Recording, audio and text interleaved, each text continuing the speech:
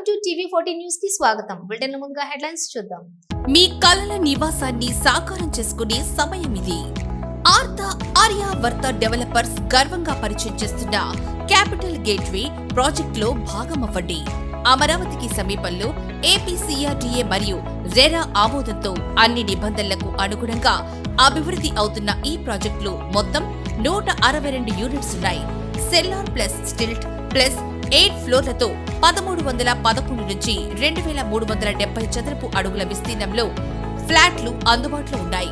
Project highlights: roof top swimming pool, fully equipped gym, super market, beauty parlour, ATM, club house, designer landscape, kids play area, high end finishing, prime లొకేషన్లకు దగ్గరగా. కాదు 80% bank loan సదుపాయం కలదు. ఇంకెందుకు ఆలస్యం? మీ కలల ఇంటి కోసం క్యాపిటల్ గేట్వే ప్రాజెక్టును ఎన్నుకోండి. ఇప్పుడే మాకు సంప్రదించండి. కాంటాక్ట్ 9668507777. లొకేషన్ ఎన్ఆర్ఐ హాస్పిటల్ వెనుక. శ్రీకాళహస్తిలో స్వామి అమ్మవార్ల నిత్య కళ్యాణోత్సవం. అధిక సంఖ్యలో పాల్గొన్న భక్తులు.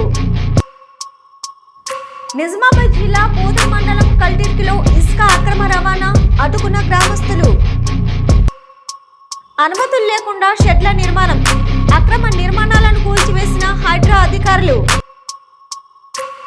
హైడ్రాపై ప్రజల్లో పెరుగుతున్న నమ్మకం. స్వచ్ఛందంగా ప్రజావాణి ఫిర్యాదుల వెల్లువ. కాకినాడ టౌన్ హాల్ సెంటర్ నందు ట్రాఫిక్ పై అవగాహన కార్యక్రమం. ట్రాఫిక్ రూల్స్ తప్పనిసరిగా పాటించాలని సూచన.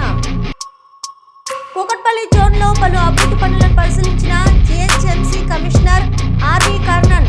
ప్రజలకు ఇబ్బందులు తలెత్తకుండా చర్యలు తీసుకోవాలని అధికారులకు ఆదేశం. బాలాపూర్ పోలీస్ స్టేషన్ పరిధి పరిసర ప్రాంతాల్లో ఇల్లీగల్ పాకిస్తానీలు, అక్రమ వలసదారులను వెనక్కి పంపాలంటూ బీజేపీ ధర్నా. రైతులు పండించిన ప్రతి ధాన్యం గింజను ప్రభుత్వం కొనుగోలు చేస్తుంది. మంత్రి కొలుసు పార్థసారథి వెల్లడి. కార్మిక నాయకులతో మంత్రి సమావేశం.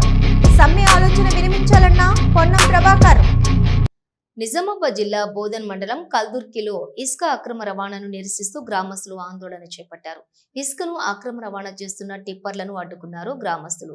కల్దుర్కి, సిద్దాపూర్, ఖండగావ్ నుంచి ఇసుక తవ్వకాలు, అక్రమ రవాణా నిలిపివేయాలని రైతులు మరియు గ్రామస్తులు డిమాండ్ చేస్తున్నారు. ఆఫీసర్లకు చెప్పలే, ఇప్పటివరకు ఎవరెవరు చెప్పారు? ఇప్పటి వరకేమో అందరికి ఫోన్ చేస్తున్నాము, ఇట్లనే ఆపుతున్నాము. ఎవరు వాళ్ళకి డబ్బులు కడుతున్నారు, తీసుకెళ్తున్నారు. ఎవరు ఆపితే వాళ్ళకి డబ్బులు ఇస్తున్నారు, తీసుకెళ్తున్నారు. అంటే ఇప్పుడు ఇసుక అవసరం కదా సార్, ఇదంతా డీడీ కట్టి ప్రభుత్వం తీసుకుపోతుంది కదా సార్. మరి దీన్ని కొన్ని నడిపేలా అన్ని అంటే ఇప్పుడు ఇన్ని రోజులు ఎంపీ ఉండే నడిపించుకున్నారు. ఇప్పుడు బోర్లు ఎత్తిపోతే వాడు తాగడానికి నీళ్ళు తాగడానికి నీళ్ళు ఉన్నాయి. ఈ మా ఊరు నుంచి 7-8 విలేజ్ నీళ్ళు తాగుతారు. అక్కడనే బోర్ల దగ్గర విలేజ్ దగ్గర బోర్ల దగ్గర నీళ్ళు నింపుతున్నారు. నీళ్ళు వెళ్ళిపోయిన అక్కడ ఏం చేస్తాం? అంటే ఈ సమస్య గురించి ఆఫీసర్లకు చెప్పి రాలేదా ఇప్పటిదాకా? ఇంకా మోస్తారు చెప్తున్నాము, మోస్తారు ఇట్లా నడుస్తున్నది. పోలీసులు వస్తున్నారు, వదిలేస్తున్నారు, ఇట్లా పెడుతున్నారు, నడుస్తూ ఉంటున్నది అంతా. సంధ్య కన్వెన్షన్ సెంటర్ పక్కన ఉన్న అక్రమ నిర్మాణాలను కూల్చివేశారు హైడ్రా అధికారులు. Gachibowli food corporation of India కాలనీలో నూతనంగా షెడ్లు ఏర్పాటు చేశారు అక్రమదారులు. షెడ్లకు అనుమతులు లేకపోవడంతో కూల్చివేశారు హైడ్రా అధికారులు.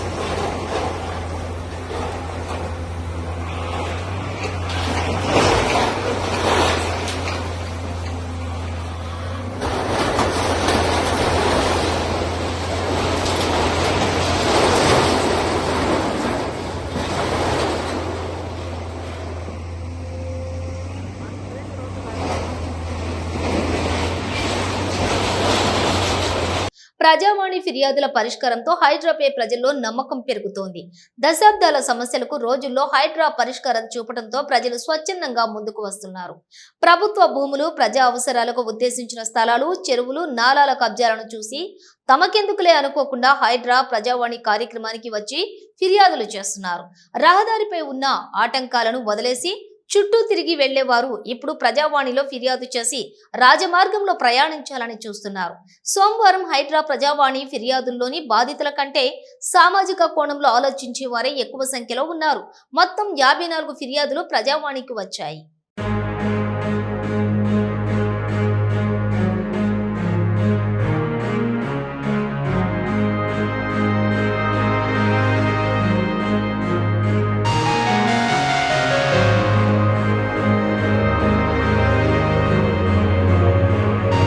కాకినాడ టౌన్ హాల్ సెంటర్ నందు ట్రాఫిక్ పై అవగాహన కార్యక్రమం నిర్వహించారు ట్రాఫిక్ పోలీసులు.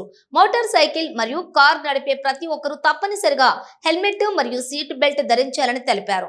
Triple riding, bike stunts, minor driving చేయరాదని, ర్యాష్ అండ్ నెగ్లిజెన్స్ గా డ్రైవ్, మాడిఫైడ్ సైలెన్సర్లను వాడరాదని, సెల్ ఫోన్ లో మాట్లాడుతూ డ్రైవింగ్ చేయొద్దని, ట్రాఫిక్ రూల్స్ తప్పనిసరిగా పాటించాలని సూచించారు ట్రాఫిక్ పోలీసులు.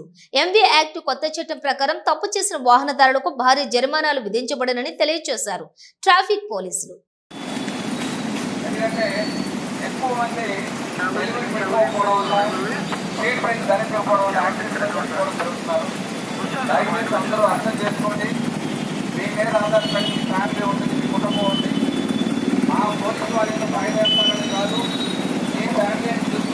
దయచేసి ప్రతి వారు కూడా హెల్మెట్ ధరించాలని పేరు పేరున చెప్పడం జరుగుతుంది. అదేవిధంగా మన సోదరులు రెస్పాన్సిబిలిటీ అయ్యి హెల్మెట్ పెట్టుకున్న వాళ్ళకి ఒక్కసారి ధన్యవాదాలు తెలియజేస్తూ కొడుతున్నాం. ఎందుకంటే దీనికి ఆదర్శంగా తీసుకుని ఓకే సార్, థ్యాంక్ యూ అండి. అందరూ కూడా దయచేసి సీట్ బెల్ట్ దయచేసినప్పుడు కారు, అలాగే హెల్మెట్ దయచేసినప్పుడు హెల్మెట్ అందరినీ పెట్టుకుంటారని కోరుతున్నాను. Happy journey. కూకట్పల్లి జోన్లో పలు అభివృద్ధి పనులకు జీహెచ్ఎంసీ కమిషనర్ ఆర్వి కర్ణన్ మంగళవారం పరిశీలించారు. ఐడిఎల్ చెరువు నుండి కూకట్పల్లి బస్ డిపో వరకు ఎస్ఎన్డిపి ద్వారా చేపట్టనున్న నాలా పరిశీలించారు. మూసాపేట్ మెట్రో వద్ద వాటర్ స్టాగ్నేషన్ పాయింట్ ను చూశారు. వర్షాకాలంలో ప్రజలకు ఇబ్బందులు తలెత్తకుండా చర్యలు తీసుకోవాలని అధికారులను ఆదేశించారు. కైతాలపూర్ రోడ్డులోని రోడ్డు వెడల్పు పనులను పరిశీలించారు. అంబేద్కర్ నగర్ కోర్టు సముదాయంలోని నీరు నిలవకుండా చర్యలు తీసుకోవాలని అధికారులకు ఆదేశాలు ఇచ్చారు. జలమండలి పైప్ లైన్ కూడా ఉన్న ఫంక్షన్ లో జలమండలి ద్వారా ఈ పనులు చేయించాలని జోనల్ కమిషనర్ కు ఆదేశాలు ఇచ్చారు. కైలాసవాసం గ్రేవ్ యార్డు నిర్వహణపై ఆరా తీశారు. జంతు సంరక్షణ కేంద్రం ఆపరేషన్ గదిని పరిశీలించారు. కుటుంబ నియంత్రణ శస్త్రచికిత్స చేసిన కుక్కల గుర్తింపుగా ఏ చర్యలు ఉన్నాయని వివరణ కోరారు. షాపూర్లో మల్టీపర్పస్ ఫంక్షన్ హాల్ నిర్మాణ పనులను పరిశీలించారు. Gajula Ramaram GHMC sports complex, urban forest park సందర్శించారు. ఈ కార్యక్రమంలోని కమిషనర్ వెంట zonal commissioner Apoorv Chauhan, SE Chinnareddy తదితరులు ఉన్నారు.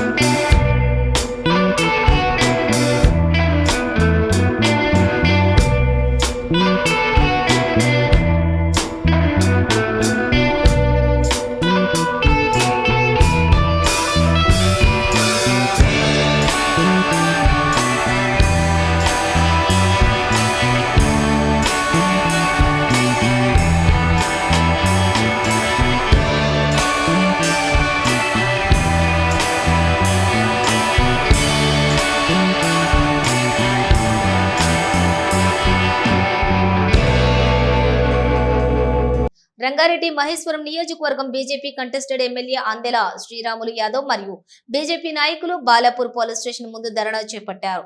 Rachakonda commissionerate Balapur police station పరిధి పరిసర ప్రాంతాల్లో ఇల్లీగల్ పాకిస్తానీలు మరియు రోహింగ్యాలు ఉన్నారంటూ ధర్నా చేశారు. కాంగ్రెస్ ప్రభుత్వం తెలంగాణ రాష్ట్ర పోలీసుల శాఖ వెంటనే విచారణ జరిపి గుర్తించాలని డిమాండ్ చేశారు. అక్రమంగా ఉంటున్న వారికి వాహనాలు, రేషన్ కార్డులు, ఆధార్ కార్డులు ఎలా వస్తున్నాయని శ్రీరాములు యాదవ్ ప్రశ్నించారు. హైదరాబాద్ ఎంఐఎం ఎంపీ అసదుద్దీన్ ఓవైసీ దీనిపై ఎందుకు స్పందించడం లేదు అని బీజేపీ నాయకులు ఆరోపించారు.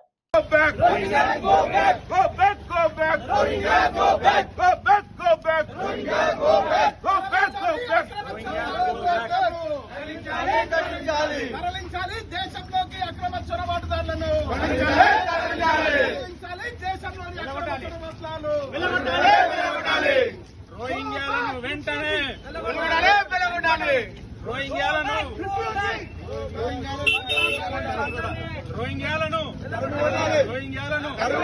దేశంలోంచి రోహింగ్యాలను गाड़ी का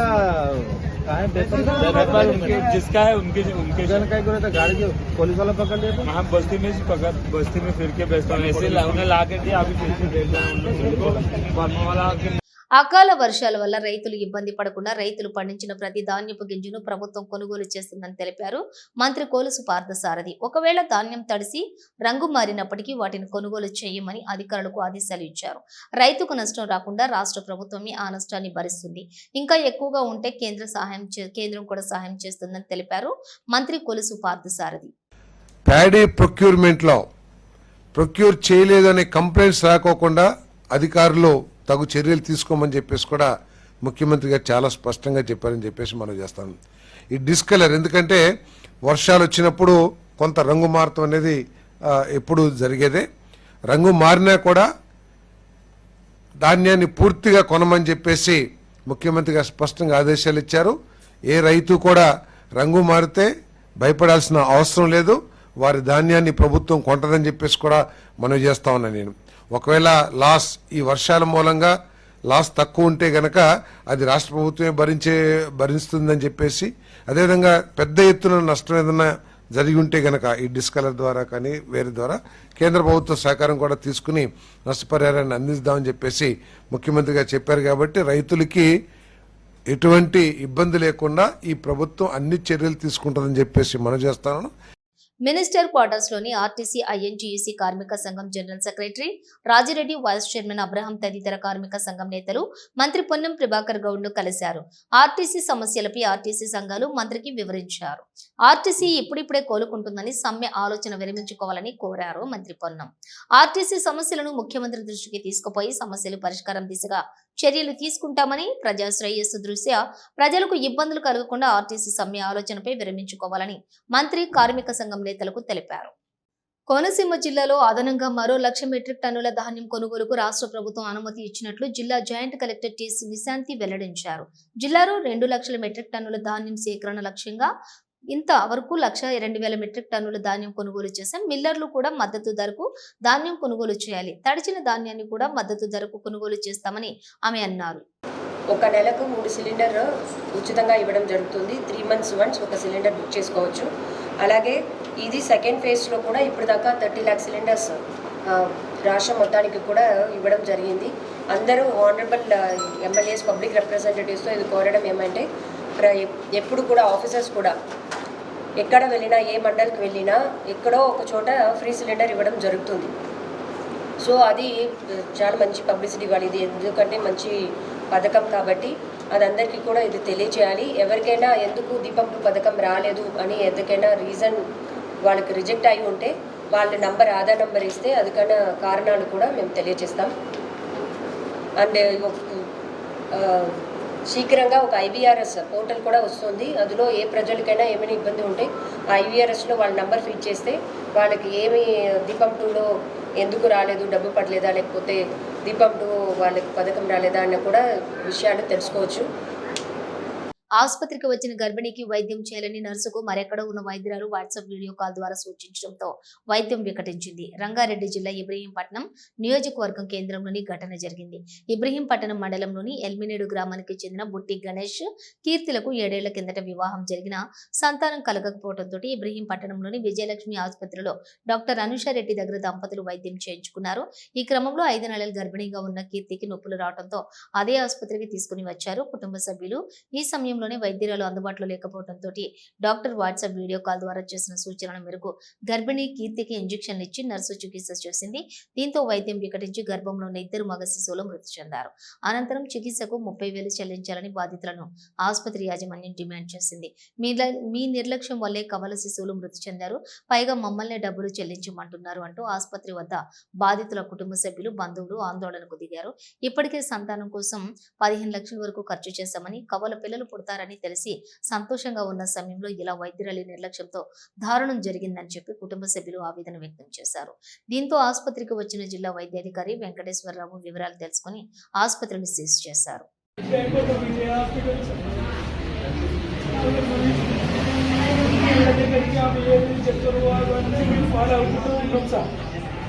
నిన్న 4 గంటలకు తెలంగాణ 4 గంటలప్పుడు కేసెస్ వాటి మేడం ఫోన్ చేసి నొప్పులకు సూదిపిమంటే సూదిపించాం సార్. వాట్సాప్లో పెట్టాం, అది తీసుకొచ్చి ఒకటి సూదిపించుకున్నాం. ఆడికి వచ్చి సరే ఎక్కువ పెయిన్స్ ఎక్కువ అనిపిస్తే ఇబ్రాహీంపట్నం రమ్ములో ఇబ్రాహీంపట్నం తీసుకొని వచ్చినాం సార్. ఇబ్రాహీంపట్నం తీసుకొని వస్తే ఇక్కడ ఉన్న ఆయనతోటి ట్రీట్మెంట్ స్టార్ట్ చేసిన పిల్లలు పెరుస్తున్నారు. మేడం 4 గంటల నుంచి ఫోన్ చేస్తే 11 గంటలకు నా పిల్లలు మొత్తం బయటికి వెళ్ళాక చచ్చిపోయిన పిల్లలు నా చేయడం పెట్టింది సత్యవంశ. ఇంత నిర్లక్ష్యం చేశారు సార్. నా పిల్లలు దూరం చేశారు సార్ హాస్పిటల్లో. ముఖ్యమంత్రి రేవంత్ రెడ్డిని మర్యాదపూర్వకంగా కలిసిన స్విట్జర్లాండ్ రాయబారి శ్రీమతి మాయా తిస్సాఫీ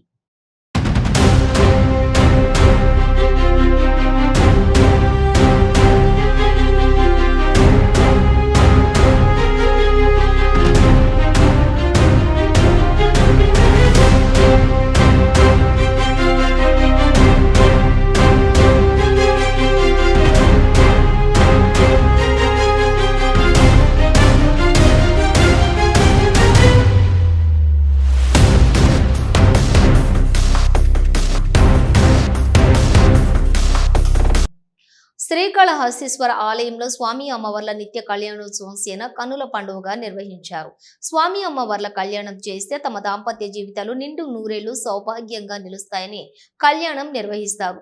స్వామి అమ్మవార్ల ఉత్సవమూర్తులను కొలువుదీర్చి కలశ స్థాపన పూజలు జరిపి సాంప్రదాయ పద్ధతిలో కళ్యాణోత్సవ పూజలు జరిపారు. ఈ కార్యక్రమానికి అధిక సంఖ్యలో భక్తులు పాల్గొన్నారు.